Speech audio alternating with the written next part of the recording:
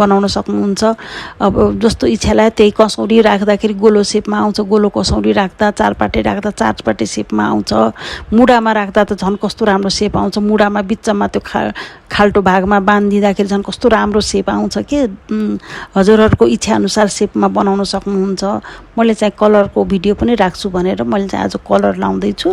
Colour लाएर अनि त्यो सेतो कलर नि मनपर्छ कि मलाई चाहिँ, त्यही भएर मैले सेतो कलर लाउनलाई चाहिँ हजुरहरूलाई इच्छा लागेको कलर लाउन सक्नुहुन्छ हजुरहरूले। अनि यो मैले गमला राखेको भिडियो राखेको हजुरहरूले कति मन पराइदिनु भयो, असाध्यै मन पराइदिनु भएको मलाई एकदमै खुसी लाग्यो होइन हजुर। अब यो हामीले गमला घरमा बनाउँदा आफूले इच्छाअनुसारको सेप पनि बनाउन सकियो अनि कलर पनि आफ्नो इच्छाअनुसारको लाउन पाइयो होइन। र खर्च पनि धेरै नपर्ने के 100 रुपियाँ भए 100 रुपियाँ पर्दैन होला। मैले 2 किलो सिमेन्टी ल्याएको थिएँ 100 रुपियाँको, त्यही बढी भएछ। केही चाहिने होइन, त्यही सिमेन्टी एउटा भए पुग्छ, खर्च पनि कम, मेहनत एउटा आफ्नो जान्छ, त्यति हो।